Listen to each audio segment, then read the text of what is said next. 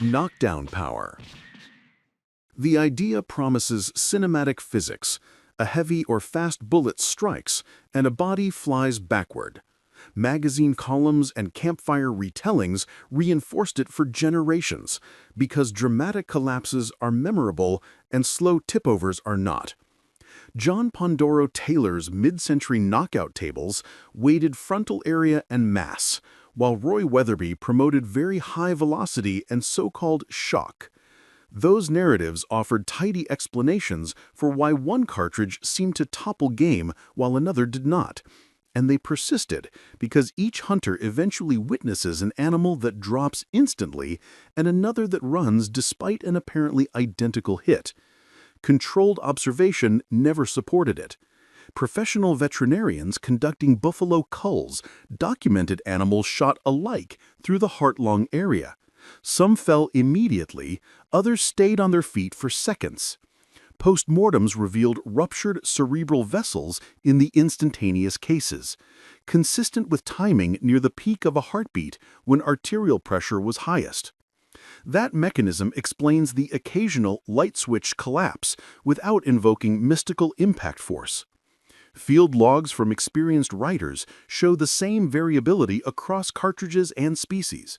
A .300 Magnum that failed to topple a deer on the spot, a .375 that produced an 80-yard dash, and a .22 caliber centerfire that caused an immediate drop when the path intersected the central nervous system.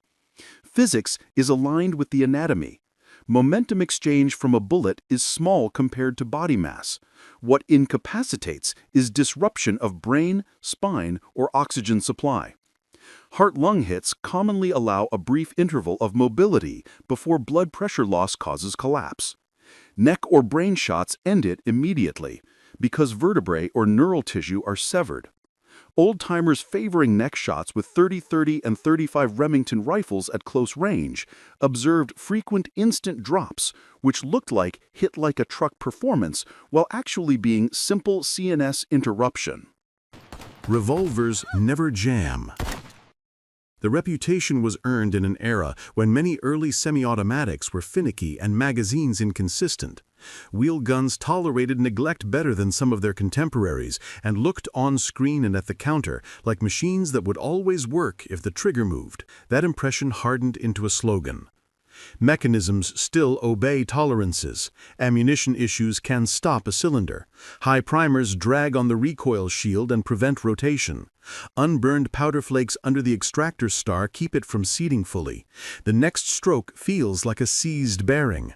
Light, small revolvers with stout loads can experience bullet pull, where inertia walks a projectile forward and noses it into the forcing cone.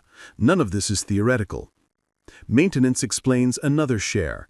Crud in the cylinder window and under the star, loose side plate screws that shift timing surfaces, and dried lubricant at the hand and ratchet all show up as heavy or intermittent double-action pull.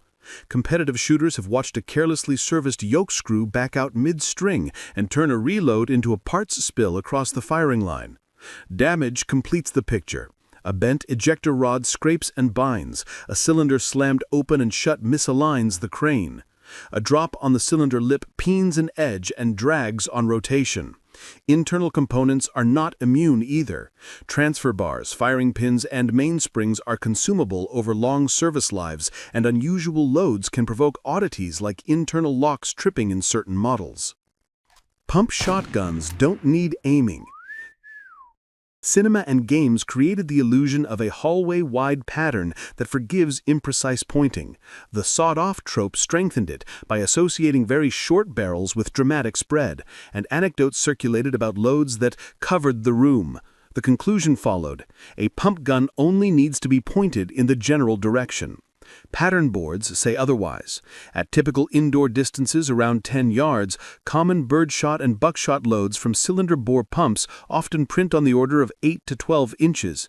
A couple of inches off the intended line can miss a vital zone entirely. Rifled barrels and certain rifled chokes can increase spread, and very short rifled tubes can open patterns more than smoothbores, which likely fed the original impression. Modern flight control wads reverse the story, keeping 00 buck remarkably tight well past living room distance and maintaining coherent patterns into the mid-20s and beyond. Empirical trials comparing long barrel pumps with compact bird's head models reinforce that aiming remains mandatory. Short overall length changes handling and sighting radius. It does not create a cone of inevitability. When shooters intentionally place the muzzle between two targets at close range, most pellets strike where the muzzle is aimed rather than dividing neatly between them. The .22 LR is too weak to be effective. The cartridge's training role in mild manners invited underestimation. Generations learned basic marksmanship with it, hunted small game, and associated it with air gun levels of disruption. Popular media seldom framed it as a serious round. That familiarity bred a false sense of safety. History contradicts the claim. Bella Twin, an indigenous trapper in Alberta, used a .22 long, weaker than the .22 long rifle, to drop an enormous grizzly with exacting placement through thin cranial bone, then followed with insurance shots. The incident is singular but illustrative. Anatomy and location trump caliber under very specific conditions. Law enforcement training cites the fatal shooting of a trooper by a .22 LR Derringer round that found an unarmored gap even as the assailant survived multiple .357 Magnum wounds. In another well-documented event, a .22 LR bullet that ricocheted off a vehicle still penetrated beneath a future president's arm and created life-threatening injuries. Modern engineering delivers further evidence. Purpose-built rim-fire defensive loads with flat-nosed bullets are designed to maximize straight-line penetration rather than expansion. In properly prepared gelatin from short barrels, some of these rounds can reach depths commonly referenced for effective disruption of vital structures. While rimfire ignition remains less reliable than centerfire, those penetration results contradict the idea that the cartridge cannot reach organs of consequence. Context is important. The cartridge is not a powerhouse. It is a low-pressure rimfire designed for economy and training. Rimfire priming is inherently more variable than boxer-prime centerfire cases, and platform sensitivity to fouling and ammunition variances is real. Within those constraints, it remains fully capable of fatal injury when placement and path allow. The safe lesson is not to elevate it beyond its design, and not to dismiss it as a toy. Silencers make guns whisper quiet. Fiction needed a visual and auditory shorthand for stealth, and the threaded cylinder on a pistol became the prop. A soft puffed on a film set conveys proximity without alerting the extras in the next room. Games and novels adopted the same trope, and it stuck. Suppression addresses only one of three acoustic sources. A suppressor cools and slows propellant gases as they exit the muzzle. It does not stop the noise of the action cycling or the sonic crack of a supersonic bullet in flight. Semi-automatic slides move, lock, unlock, eject, and strip with mechanical clatter. If the projectile crosses the sound barrier, the miniature sonic boom remains. Measured levels confirm the practical effect. Good muzzle devices can drop blast into ranges that are far less punishing to hearing and more manageable indoors. They do not turn a service pistol into a whisper. On some straight blowback pistols with slide lock capability, shooters can lock the action and fire subsonic ammunition for a much quieter single shot, then manually cycle. Follow-up shots are deliberate rather than rapid. Integrally suppressed rifles that vent and cool gas within an extended volume offer further reduction, yet the result is still audibly a firearm rather than a theatrical hiss. Surface coatings on bullets that were once marketed for bore lubrication do not create silent ammunition and do not grant tactile armor-defeating properties. Soft armor behavior depends on velocity, core material, and shape, not a slick exterior.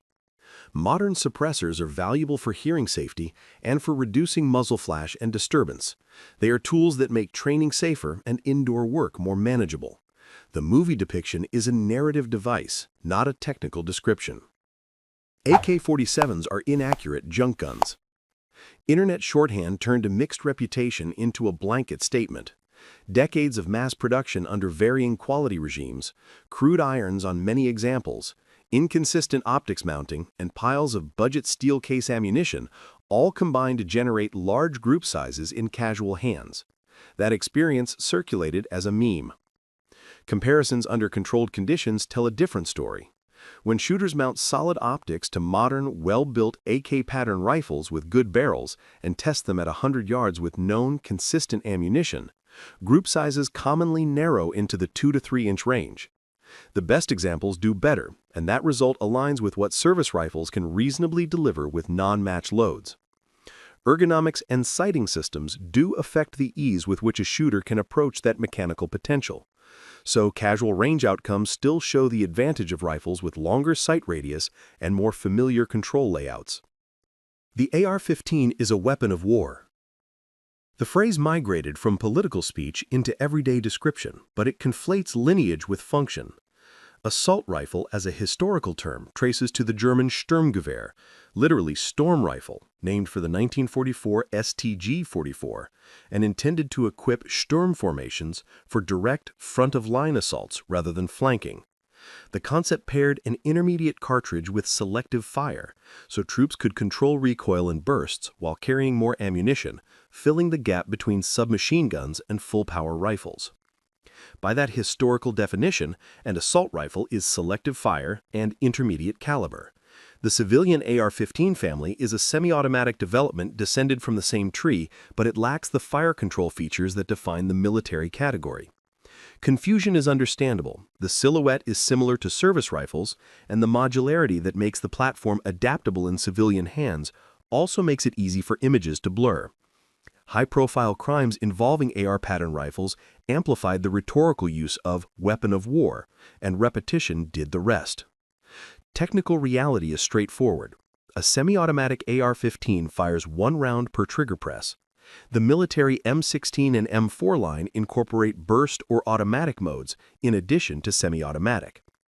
That fire control distinction is not cosmetic. It defines role and capability. Civilian configurations span lightweight varmint rifles, match guns, pistol-caliber carbines, and general-purpose carbines, all built around a modular upper-lower receiver system that accepts different barrels, bolts, and magazines for specific tasks. The fine point is not about morality. It is about categories and mechanisms. The design's history intersects with military development, but the semi-automatic civilian rifle is not a selective fire infantry weapon by function. Bigger handgun caliber automatically means more stopping power. The intuition made sense before modern bullet design and standardized testing. A larger diameter looks like a larger hole. Early autoloaders and revolvers carried blunt, heavy projectiles at modest velocities, and some produced dramatic wounds in isolated accounts. Those impressions became habit, then tradition. Quantitative standards reframed the question. Penetration, sufficient to reach vital organs in a wide range of angles and through intermediate barriers, matters more than frontal diameter alone. Contemporary jacketed hollow points are engineered to expand reliably within a velocity window while still reaching those depths. The result is that 9mm service loads from duty-length barrels frequently meet penetration criteria and expand to consistent diameters while offering controllable recoil and higher capacity than larger bores. Barrel length complicates the picture. A hollow point that works perfectly at service velocities may expand too quickly in a very short barrel and underpenetrate. In small pocket pistols, flat point or non-expanding designs that favor straight-line penetration can perform more predictably. Conversely, in service pistols, bonded and mechanically locked JHPs hold together through barriers and maintain effective depth. Non-expanding solid copper designs with fluted noses add a separate mechanism. They create significant fluid displacement and permanent cavities without classical expansion, and in some institutional tests, they demonstrated wound channels comparable to traditional designs, while tracking to good depths. That result weakens any simple ranking by diameter. Some pistols have more stopping power than rifles. This myth, propagated by movies and video games, survives because some pistols launch heavy projectiles. Historical anecdotes elevate large bores, and energy numbers can look impressive out of context. It also benefits from conflating near-contact encounters, where almost any service pistol is lethal at extremely short ranges, with the broader envelope of engagement distances. Engineering limits define the category. There are notable exceptions like the Desert Eagle, the Lar Grizzly, the AMT Automags, the automatic Magnum pistols, the Kunin, and the Czech-made FK Brno pistols. But in general, pistols carry short barrels and operate within pressure regimes appropriate to a platform held at arm's length, traits that significantly limit non-Magnum pistol caliber velocities. Designers compensate with heavier bullets or larger frontal area to achieve useful effects at close range. Rifles add barrel length and can tolerate far higher operating pressures, translating into much greater impact velocity and more complex terminal behavior. Terminal effects reflect those categories. Intermediate caliber rifle rounds deliver yaw, fragmentation, or controlled upset at speeds far beyond pistol envelopes. Temporary cavity development and tissue stretch become significant in ways pistols cannot reproduce. Even when pistol bullets expand well and penetrate acceptably, the probability of immediate physiologic incapacitation remains lower than with a centerfire rifle applied to the same target at the same location. A narrow context can confuse the picture. In confined spaces with very short dwell times, a handgun in the hand is more effective than a rifle across the room. Treating a handgun as a handy last resort tool that rewards placement and cadence remains the realistic framing. Cop killer Teflon bullets. A television segment in the early 1980s brought a specialized family of barrier-penetrating handgun rounds into public view and attached an emotionally charged label. The rounds in question emerged in the 1960s from law enforcement practitioners who needed better performance through auto glass and sheet metal. Some versions used very hard cores and a coating to reduce barrel wear. As soft body armor became common in the following decade, the narrative shifted to claim that these coatings allowed bullets to slice through Kevlar and that the ammunition was designed to defeat vests.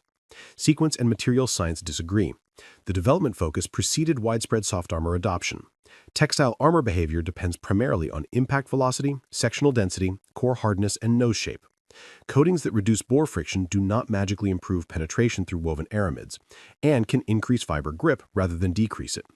Standard service handgun rounds are what soft armor is designed to stop at rated levels. Centerfire rifle projectiles exceed those specifications routinely. Legislation and market reactions later reinforced the public impression. Bans on specifically named products and the withdrawal of other lines in response to optics made it seem as if unique lethality had been proven. Independent tests recorded occasional vest defeats by particular handgun rounds under specific conditions, but those involved combinations of high velocity, small cross-section, and armor levels not designed for such threats. The practical comprehension goes through standards. NIJ levels describe what soft armor is expected to stop. Level 3A is a handgun rating, not a rifle rating. Rigid rifle plates are a different category. The story that a slick coating turns any handgun round into an armor piercer is a simplification born from headlines. If you enjoyed this video, please give it a thumbs up and share it with fellow firearms enthusiasts who might appreciate the history and detail behind these topics. And if there are other myths or subjects you want us to cover next, please drop them in the comments. Your suggestions genuinely help us make future videos. Thanks for watching.